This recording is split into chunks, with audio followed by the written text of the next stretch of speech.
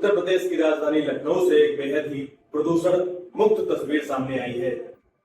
माननीय जजों ने पर्यावरण को बचाने, डीजल पेट्रोल की खपत को कम करने और कार्बन फुटप्रिंट को घटाने के लिए अपनी आलीशान गाड़ियां छोड़ी और साइकिल के पैडल पर पैर मारते हुए कोर्ट पहुंचे।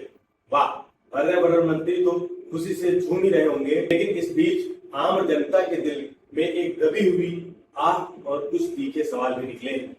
इसमें कोई शक नहीं है कि जजों का यह कदम पर्यावरण के लिए संजीवनी बूस्ट की तरह है, लेकिन कोर्ट के बाहर खड़े उस आम आदमी की सोचिए जो पिछले 15 सालों से कोर्ट के चक्कर काट रहा है, सोच रहा है कि हुजूर पर्यावरण में पेट्रोल डीजल तो आपने बचा लिया है, लेकिन कोर्ट रूम के अंदर जो लाखों केस पेंडिंग पड़े हैं, सड़ रहे हैं, उनसे निकलने वाली मीथेन गैस का क्या होगा।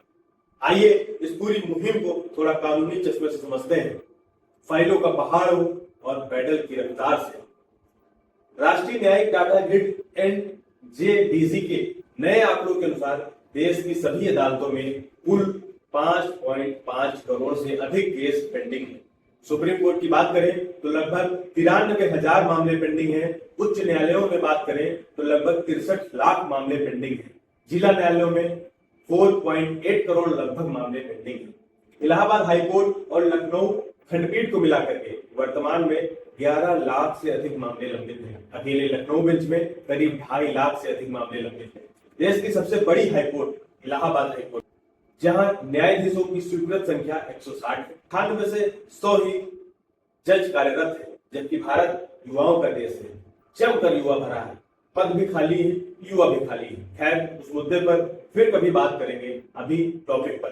कोर्ट कचहरी में वादी और प्रतिवादी दोनों बूढ़े हो जाते हैं, पर फैसला नहीं आता।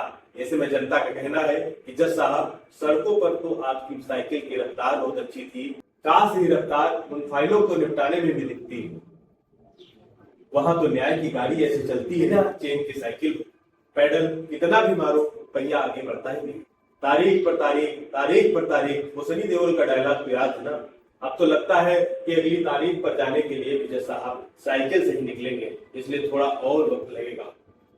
हम जजों की इस पर्यावरण हितैषी सोच को 21 तोपों की तो नहीं, कम से कम 21 साइकिल में बंधी घंटियों की सलामी जरूर देते हैं, लेकिन चलते चलते सरकार की तरफ से एक छोटी सी अर्जी यह है कि हुजूर, अगली बार जब आप साइकिल की चेन में ग्रीस लगाएं तो थोड़ा सा ग्रीस न्याय व्यवस्था के उन जाम पड़े पहियों पर भी लगा दीजिएगा, ताकि पेंडिंग केसों की फाइलें भी थोड़ी सरक सकें। ऐसा ना हो कि पर्यावरण तो एकदम हरा भरा हो जाए, लेकिन न्याय की आस में बैठा इंसान खुद काला भूत बन जाए। इस रिपोर्ट पर आपके क्या विचार थे? नमस्ते, मेरा नाम कुमार आदित्य है। आप द पब्लिक पंचायत के इस प्लेटफॉर्म से मुझे दे रहे थे। बहुत बहुत धन्यवाद।